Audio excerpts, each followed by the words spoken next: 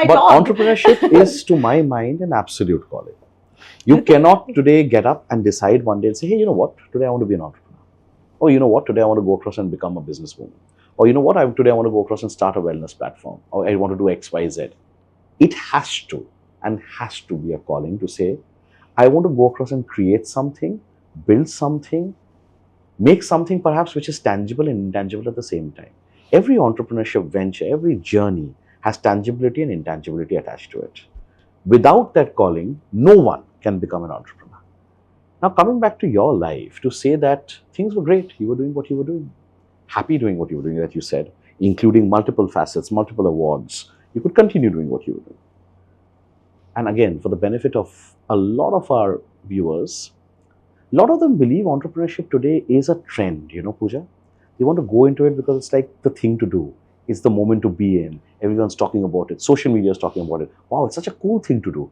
Entrepreneurship as a call, I'm an entrepreneur, cool term. Wow, what a great feeling.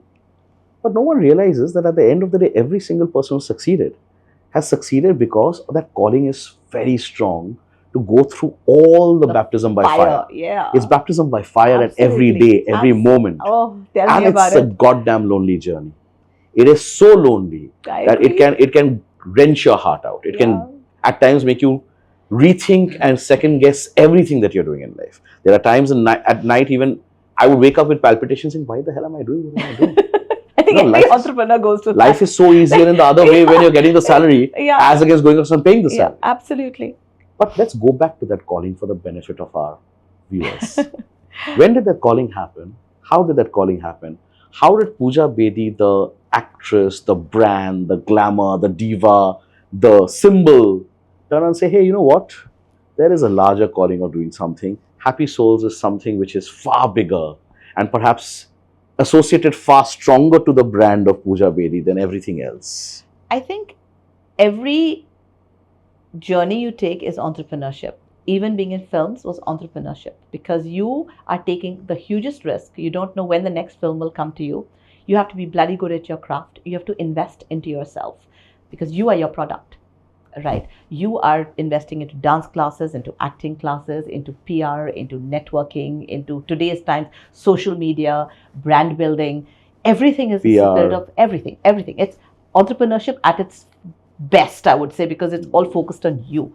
Right? You have teams who are enabling you. You're putting people into place, projecting yourself as the product and taking that forward to the world. And consistently over time, because it's not one product that you are just multiplying it to thousands and building an empire and then it's self-running. You are dependent on yourself. If you have an injury, if you have an accident, it's game over. Right? It just ends at that. So it's one of the hardest decisions to actually be in a creative industry like the film industry because you're constantly up against innumerable competitors. The trends are moving, new people are coming in, different means are being devised to stay relevant, to prove yourself. There are only a finite number of films, projects, ads, endorsements, influencer activities available to you, right?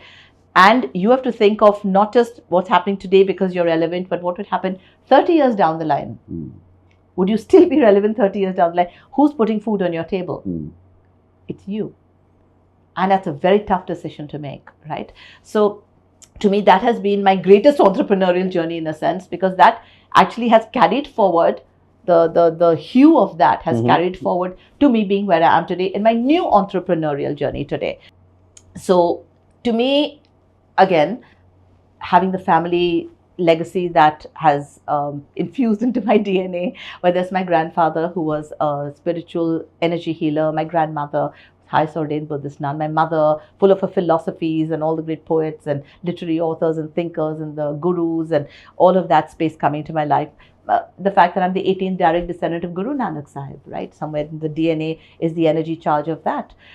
And multiple other ways where over the course of the last 25 years, I've done courses and certifications in neurolinguistic programming, in clinical hypnosis, in past life regression, age regression, in magnified healing, Usui Reiki, Karuna Reiki, Shamanism, so heal your life. I've done so many different courses, certifications, diplomas, and gathered them because it interested me. My turning and creating a brand, Happy Soul, was a result of all those 25 years of learning that I decided to make into a project to take forward, because I realized that when I look around me today and I see the world that is so fractured, everyone is searching, yearning, helpless, suffering, angry, impatient, fragile, and they all want it to be better.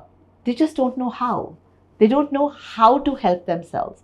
And I said, and of course, me, I'm out there doing these lovely workshops in these energy sciences, my PowerPoint presentations for corporates, for Citibank, Tata, HP, EO, Vicky Flow, a different women's network, doing it across the country. And I thought, here's Pooja Bedi going out there affecting 200 people, 500 people, 1,000 people, etc., etc.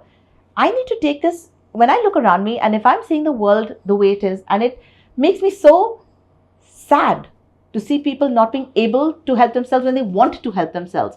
How do I create some sort of a platform where they can come to without me having to personally go there and be able to change their lives? How can I enable them to live happier, to live healthier with 8 pillars of wellness? Everyone's now focused on physical wellness. Oh, I'm eating my protein and I'm going to the gym and I'm doing this.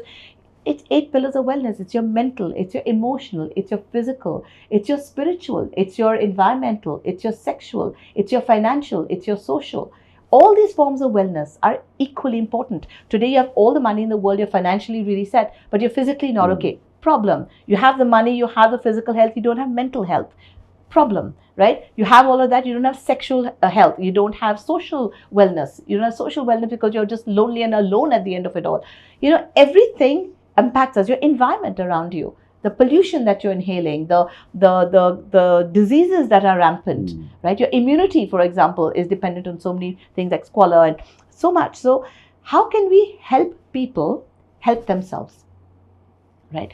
And that's how the idea of Happy Soul as a platform was created, that I wanted to do an e-commerce aggregator marketplace, very much like an Amazon for wellness, but not just in terms of wellness products. It could be home products, it could be lifestyle products, it could be workout equipment, it could be food products, it could be not just the products, but also in terms of services. Where can I find a Reiki master in my city? Where can I find a neuro, like somebody who's going to do sound bowl healing in my city? Where can I find an aqua aerobics trainer? Where can I find a yoga teacher? Where can I find a naturopath? Where can I find some acupressure? And the list goes on. Where can I find retreats? If I want to just take 7 days off and not just drink myself silly in some destination, but I want to use these 7 or 10 days to cleanse healing. myself. Where can I go? So you go to my platform, you see a list of all these lovely places. Some offering naturopathy, some offering Ayurveda, some offering, and different price ranges for all of them. So you have retreats, you have services. Where can I find a vegan cafe in my neighborhood? Like a directory of sorts, which would empower people and a whole bunch of professionals that would guide their journey, blogs and all sorts of things. So I started very excitedly with this idea and concept of this e-commerce big venture that I was going to put out. And oh my God, firstly, you're dealing with other humans. You're now dependent on people. You're dependent on technology. You're dependent on people delivering technology. And you're humans in the office delivering results. And suddenly I'm up against a generation called Gen Z, which doesn't want to work. They're super fragile. If you put deadlines, they get so stressed and pressured, they don't show up for work the next day. If you yell at them for anything and get really impatient because you told them very nicely 10 times, but money is ticking, time is ticking, suddenly they're very unwell. They don't want to come to work.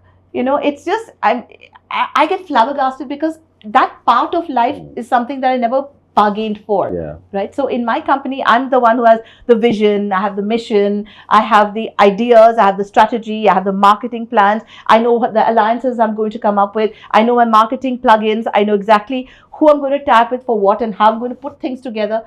But the execution at an office level, at the corporate side level, has been a bloody nightmare. That part I did not bucket for as an entrepreneur.